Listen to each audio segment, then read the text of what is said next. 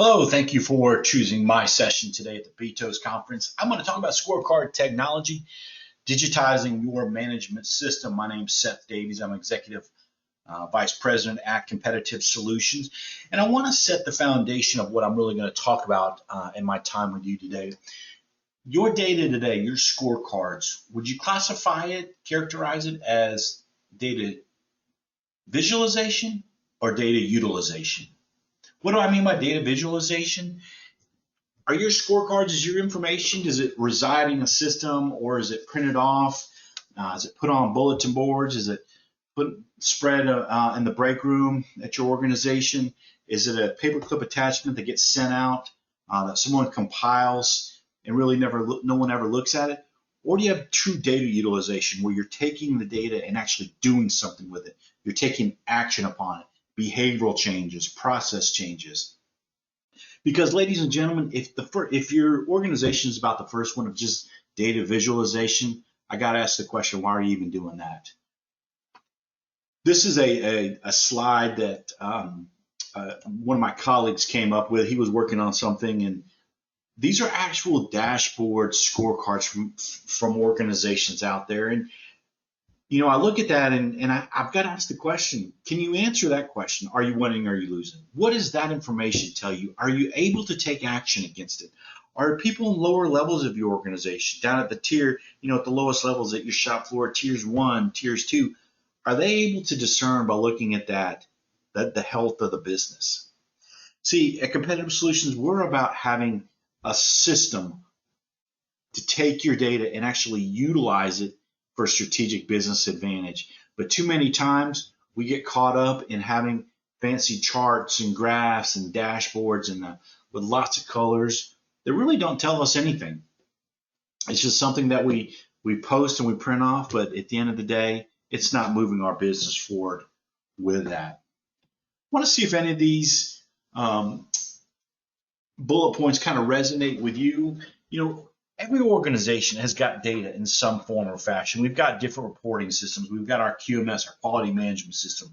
Finance has got data. Our human resource department, they've got their own system of data that they're collecting. There's our production data. IT's got data, right? We have all these different systems, but we don't have a single source of truth with that. And what do I mean by that? We don't have one system where the meaningful metrics, where these thousands of pieces of data in your organization, we can call it down to the 15 or 20 meaningful metrics that really tell us the health of our business, the health of our site, the health of our team, and actually do something about it, right? We have these ineffective discussions, whether they're daily shift startups or shift turnover meetings or Gemba walks, right? We talk about a lot of things, but we fail to take action against that. And it's like, for a lot of organizations, that's Groundhog Day, where we're constantly talking about the same thing over and over again, but we fail to take action against that, right? And from an employee perspective, no employee knows, hey, my leader's really busy, and I know my leader's not going to follow up with me, so why should I follow through on that task? And it's not because they don't want to, it's just they don't understand how does it impact the business. What's the good around that? Metrics aren't understood. Recently, I was visiting a company in Wisconsin, and an employee was briefing the senior vice president. The senior vice president had flown down from Chicago for a site visit. This employee, he was at tier 2 of the organization. He was briefing the vice president, sharing with him information. And at the end of the presentation, the senior vice president said, do you have any questions for me? And I gave this employee recognition and credit in this meeting because what he said took a lot of courage. Not a lot of people would say, but he said this metric right here on the scorecard, for the past 22 months, I've reported on it. I've put it in the scorecard, but I have no idea what it means. And that spoke volumes to me about the organization. They haven't educated their workforce. They don't have metric definitions. That employee just knew that, hey, Friday before I go home, I need to go over to this system. I need to log in. I need to pull out this information. I need to put it here, and I need to hit submit. If that's the case in your organization, my question is, why are you even measuring, right? And then no ownership for performance on the scorecard, simply reporting numbers. We've got to get back to the basics and talk about who owns the data. And when I talk about ownership of it, they understand what that metric is about. They understand, hey, if that metric is below target, who do I need to talk to? What do we need to, what's our corrective action going to be? Because too many times we have this data, but nobody understands it. And then when we start asking questions, nobody knows the answers to it. And it goes back to, again, there's no process in place, no management system around our metrics, our data with that.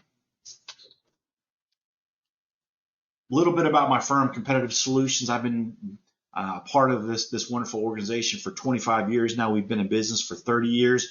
Our corporate office is in Raleigh, North Carolina. I manage our office, our team here in Atlanta. We've got four business units that all complement each other. In our remaining time today, I'm going to talk to you about the top left and the bottom right, process-based leadership and Visual. But in the top left, that's our organizational engagement. That's our management system of really creating a system of utilization, of engaging our workforce, of driving accountability, of driving the right conversations at the right level. We also do for a lot of leadership training, leadership coaching in organizations. We've got a wide library, deep library of different leadership curriculum, whether it's executive coaching for senior leaders, frontline supervisory skills, or a 3-day middle management class on when to coach, when to lead, when to manage. We have that. Bottom left, OpEx. For some smaller organizations, we are their OpEx department. We do lean events. We do green belt training. We do black belt training for them. And then Visual is the leading business performance software in the market. And it grew out of a request from several of our clients that were trying to manage all their data in different systems. They were trying to use Excel spreadsheet. It was a very cumbersome process. And they asked us, hey, do you know of a software out there that can become that single source of truth? And we did some research and could not find one. So we partnered with a software company that we bought shortly thereafter to build Visual. And now organizations around the world use Visual for their digitization of their data, and it becomes their management system. As I walk you through it, you'll understand more about it. But we've got large manufacturing, we've got small manufacturing, we have nonprofits, we have school systems, we have government entities that all utilize Visual to manage their data. So I want to kind of illustrate a little bit about what I'm going to talk about today, and just see if really for your organization, if you're really just at the tip of the iceberg when it comes to data. Is it just data visualization? Is it just the wallpaper that I talked about, the email attachment, the bulletin board, the report that's put on the bulletin board? Is that really what it is in your organization? Or can you drill down deeper, and it's really about the action driven? It's the data utilization of actually taking our data and utilizing it. And how do we do that? Well, we've got to have some systems and some processes in place. We got to have that management system around our scorecards, around accountability and employee engagement, and we got to talk about it. And when I talk about communication, I'm not talking about email. To me, email is advertising, right? It's one way. It requires a response. And organizations have been great at email as a way to try to communicate, because they'll just push out a message hoping that the right people will read it and respond to it. When I talk about communication, I'm talking about the basics, about getting back to the face-to-face, two-way form of communication. And what these four systems that you see on there, what it's really about, it's about creating a process to utilize our data. And if you think about your organization, they already has processes, whether it's the hiring process, the IT process, the production process, because those processes are going to give you a desired, consistent result. So why don't we have processes around our data and how we utilize it? How we utilize it to drive continuous improvement, to have the right conversations at the right level in our organization. Too many times when in our organizations, the conversations, the continuous improvements, it's at the OpEx level, or it's at the senior leadership at tier 4, tier 5. What I believe, and what my firm Competitive Solutions believes, is we need to be having these discussions at tier 1, tier 2, and tier 3, right? down at the shop floor, down at the people that are making the product, the people on the front line that are facing the customer. They're the ones that need to be having the conversations. Instead of always relying upon someone above us to tell us what to do, what if we engaged our workforce and we had the right conversations at the right level to drive that continuous improvement of how we can get better at something? Organizations that have adopted that mindset, that philosophy, will see greater improvement in quality, cost reduction, productivity enhancements by having those right conversations. So the first thing I believe organizations we need to really focus on and look at is we got to take our scorecard and really turn it into a system. And we've got to do three fundamental things. Number one, with our metrics and our data, we've got to educate our workforce. We've got to establish that common business language. So when we talk about budget variance or LTAs, lost time accidents, or right first time, or OEE, people understand what we're talking about.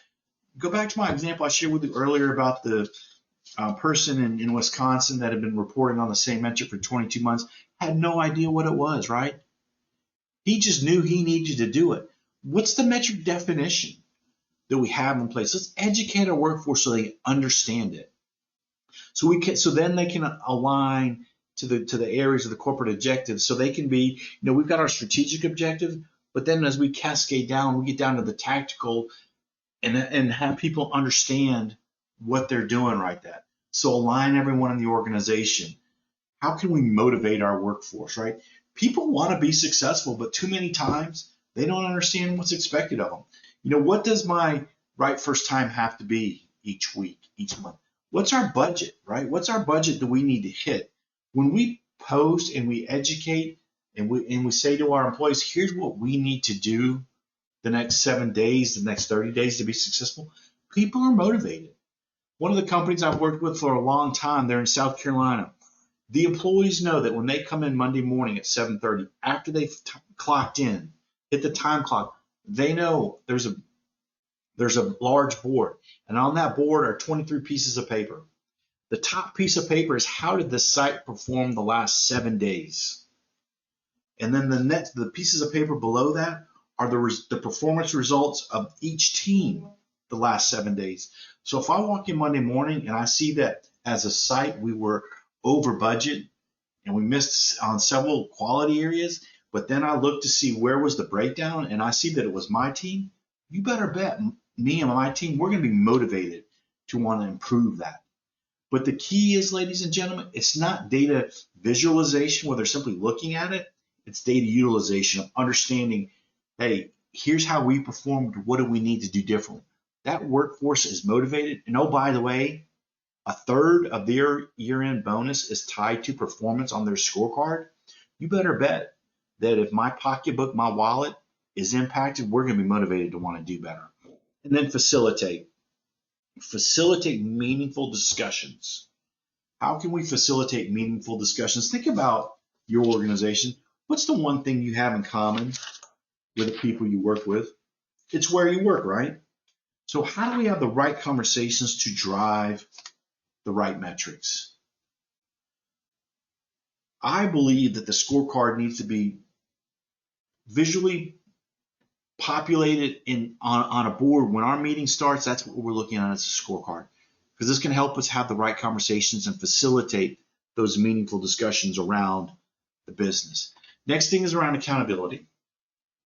Accountability is a term that a lot of organizations talk about. Oh, we need to hold each other accountability, or what I hear a lot is there is no accountability, but we talk about it. See, accountability, it's got to be visible, it's got to be personal, and it's got to be real. We need to make accountability real to our employees. Once we do that, then we're going to start creating that culture of employee engagement and accountability. And I'm going to share with you in a few minutes a tool that we use here at Competitive Solutions and that our client companies utilize called an action register. But what does the action register do when it comes to accountability? Well, it delivers a clarity on what needs to happen. What do we need to do with that?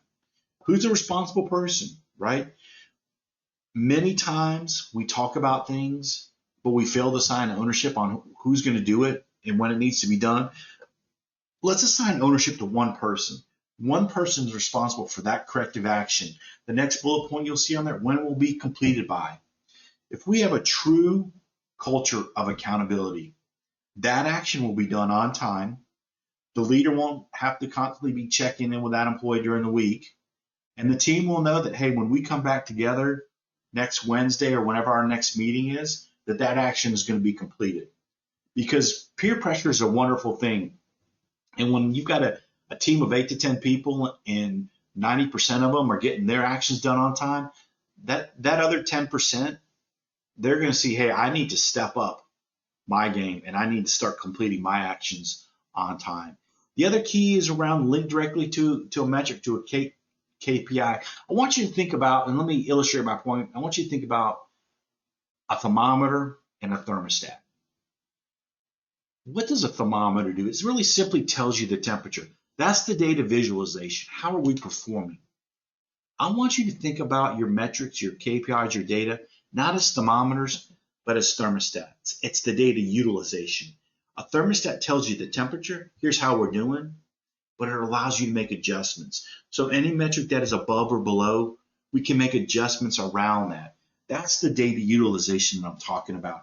So any metric that's red, and in a moment I'm going to give you a visualization of that, but any metric that's red, we've got a corrective action that says here's why it's red and here's what we're going to do about it. It's about driving that continuous improvement, of having that metric that says here's what we're going to do differently as it relates to budget variance. Here's what we're going to do differently as it relates to right first time. Here's what we're going to do differently to improve our OEE.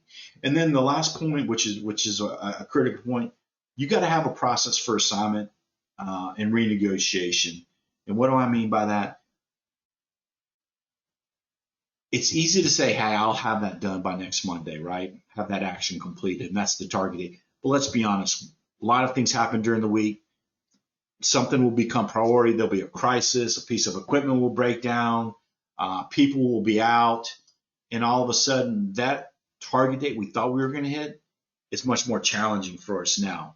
So we need to have a process in place that says, hey, as soon as you know, or 72 hours before the due date, you go to your leader and you have that conversation. You may say, hey, Michael, I'm not going to hit the target on this action. Here's why. And Michael may say, hey, no problem. I understand we've had a lot going on. We've had people out this week. Just renegotiate. Just give yourself an extra 2 days on that conversation over with. Or I may go to Michael and say, hey, Michael, I'm not going to get this action done, and here's why. And Michael, being the manager, the leader of our team, he may say, Seth, this is absolutely critical for our business. So everything else that you're working on, those become your number two priorities. This action is your number one priority. Get this done because it's critical to our business. But the key is we've got a process for renegotiating and having those critical conversations that are important to do that. I could spend the next 8 hours talking about accountability and engagement and how it's critical in our organization, but I got to transition because I've got a finite amount of time. Let me transition on to the communications piece. Ladies and gentlemen, we've got to get back to the basics when it comes to communication. We've got to toss aside email as a form of communication, and we've got to have that face-to-face. Whether, and then right now with COVID going on, if it's virtual, having those Teams calls or Zoom or GoToMeetings or WebExes, the face-to-face coming together, talking about the business, because what we talk about is what becomes important, right? Why do a lot of organizations have safety as an agenda topic every time they have a meeting and they have a safety moment? Because they want people to know that safety is important to our business, right? So one of the key things that we need to do to have meaningful, robust communication meetings is before that meeting starts, we need to assign participation roles, right? We need to have who's the facilitator, who's going to be the action keeper, who's going to document what people say they're going to do, who's going to keep the actions together. So at the end, when we recap those, we got to make sure that everyone knows, the other people know they're a meeting participant. What's the role of a meeting participant? You show up on time, you're engaged, you're not on your cell phone, which is now I'm transitioning into the ground rules. Set the ground rules. Let's get back to the basics. If we're going to take the time to come together, let's have a meaningful meeting. People don't mind going to meetings if something gets done, but too many times people look at meetings as in addition to, right? I've got my job that I've got to do, but oh, by the way, I've got 3 meetings that I got to go to today, which because I was invited to them. Let's set the ground rules on how we're going to have a meaningful meeting. Let's have the facility to keep us focused on the business. If people start going down different train tracks or the proverbial rabbit hole or chasing the squirrel that you hear about, that's the role of facilitator to bring us back around. Cascade of critical business information, right? What's the information we need everyone in an organization know about, whether about customers coming on site, visitors from the corporate office, audits coming up? What's the key information we need to share face to face? And you can still email it out, but again, let's go back to what I talked about earlier. People don't read every single email they get. So let's get what's the key information we need to push out to everyone. And then at the end, I believe you got to take the time to audit, right? Ask the question, hey, did this meeting move our business forward? Thumbs up, thumbs down. And if you get a thumbs down, give a reason why, right? But let's have those conversations about what we can do to get better around that. So I shared with you very quickly, I shared with you 3 components, right? I shared with you the scorecard. I shared with you the accountability and engagement. And I shared with you just now the meeting piece, right? So what I'm showing you here, this is a scorecard. This is a screenshot of a scorecard out of VisualOn. And what I'm showing you here is a couple things. One is you'll see the focus areas, right? What are the important areas of the business? Quality, cost, productivity. The next, if you scroll down on that, you would see safety and people on there as well as important. But what are the actual metrics we're measuring, right? What are the target? What's the number we got to be above or below to make those colors on the screen show up? Red, we're below target. Yellow, that danger zone. And my personal commentary, I'm not a big fan of yellow because yellow to me doesn't create a sense of urgency. It's a metric, frankly, we don't even talk about. We only talk about it when it's red or green. The green ones we're above target, and then blue's exceptional. We've hit green, and now we're above that, right?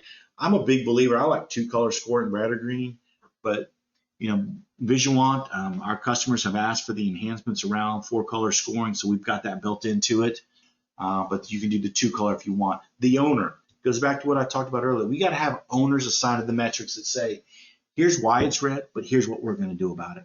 Here's the corrective action plan that says that.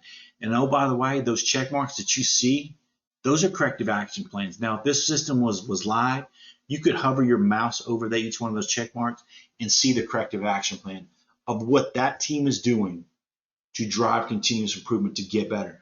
What are the things they are doing differently? It's not, if this is let's say this is a tier 2 scorecard, it's not something that tier 3, 4, and 5 have told them to do. Tier 2 said, this is what we need to do differently. That's the ownership building into it as well. The engagement, the accountability. People are motivated to want to do better as a result of that. Here's a screenshot of an action register that I want to share with you, right? You heard me talk about it, documenting what we need to say. We've got the ability when we're digitizing it to create the priorities at critical, high, medium priority. Those SAs you see on the left side there, those are sub-actions. So if we're working on a big project and there's one on there that says install new packaging machine, right? That's the scope, that's the big thing. What are the 7, 8, 10 sub-actions below that? We've got the milestones and the benchmarks built in. We've got visibility to what people need to do by when to hit that. That's a key component of that. Description of what the action actually is, right? What we need to do differently. What does it apply to? So let's look at the applies to. When you see on there scrap, customer satisfaction, overall line efficiency, first pass yield, those tell me those are metrics on the scorecard. That tells me those metrics were red. The team is coming up with what can we do differently to drive continuous improvement. What can we do differently around that? The East Coast Division ones, those are something they talked about in whether their daily, startup meeting or shift turnover meeting. I was with a company back in November, 6 p.m. and 6 a.m. When first shift's coming on, second shift's briefing them. When first shift is going off and second shift's coming off at 6 p.m., they're having that discussion, right? So those are actions that something the team has talked about collectively that needs to happen. Responsibility. You don't see multiple names on there. You see one name. Target dates. It's color-coded. See, one of the reasons I think accountability, we got to make it visible and personal, and the action register does that for us. It gives people line of sight of who's doing what needs to happen by when. And that's a key component around that. And then the third one you heard me talk about is the communication. Visuant has got built into it the meeting agenda. And this meeting agenda is customizable. Every client's got a different meeting agenda, different topics. This right here, what I'm showing you, is really non-negotiable for this client that utilizes it. What I mean by non-negotiable is every team, whether they're at tier 9 down to tier 1, they've got the same agenda. Now, they can add to it, but they can't take it off. Teams can't say, well, you know what, we're not going to do recognition, or we're not going to do around the table. That's non-negotiable set by the leadership team. But here are the topics they're talking about, and everything is in Visuant. It's right there for your management system. So it's really about moving from that data visualization of just looking at it to actually taking action, to utilizing your data with that by having it all built in one location. And then, the one-click access gives you the ability to look at your dashboards or your actions, the different meetings that you go to, so you can log into the homepage, and right there you've got it. So you've got everything in one central location that gives you the ability. You're not clicking through different spreadsheets, clicking in, logging in and out of different systems. It's all right there, and it gives you the ability to funnel in all the information, whether you're importing it from an Excel sheet, or you're doing the Web Connect feature where the information just funnels in at certain times, real times if you want that as well. You've got, the higher you go in the organization, you may want some fancy dashboards, but the key on each of these dashboards is I can click on any of those and go directly to the metrics. So if I'm sitting at the corporate office in Minneapolis and I want to dig deeper into Colorado or New York City or my site in Austin, Texas, I can do that. I can look at the action register. I can look at trends with that. That's the key around the data, digitization of your data, really. And then organizational alignment, right? People want to see, how do I contribute? What am I doing down at the Atlanta plant? How does that roll up to the East Coast? And then how does that roll up to our corporate office overall with that? It's that single source of truth that is lacking in many organizations today. And then that cause and effect. And again, here's that, you'll see that screenshot I go back to with the check marks. You hover over it, what comes up? The action register. Here's what they're working on. Here's what they're doing with the business. So the key to connect corrective actions to metrics, that's the key. That's the difference between a thermometer and a thermostat, the difference between visualization and utilization of your data. Another shot there you can look at, you want to look at employee engagement, who's doing what in your organization, your team with that. Starting running out of time here, ladies and gentlemen. We kind of start wrapping this up. Another way to look at that, cascading scorecards, different views with that, the accountability, the metric trends. So typically, what does engagements look like? How do we start the discussions around digitizing your management system? Well, first is we got to understand where you are today. We got to work with you to design what's that best-in-class management system. We then build it into Visuant, kind of bolt it on. And then what does that do? It helps you go out and identify. This will be, you can go back and look at, this is a quote that I pulled out that I found recently. Finally, I thank you for choosing my session. I've given you a lot of information in the last 30 minutes or so. If you're interested in more information, a copy of my slide deck. We've got a guide, a how-to guide on building scorecards, building metrics. Be more than happy to send that to you.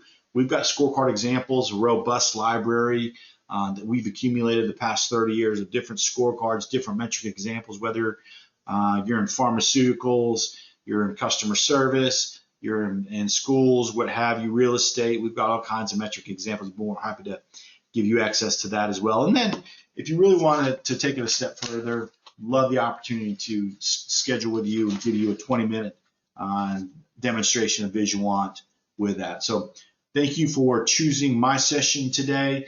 Best wishes for a successful 2022. Take care.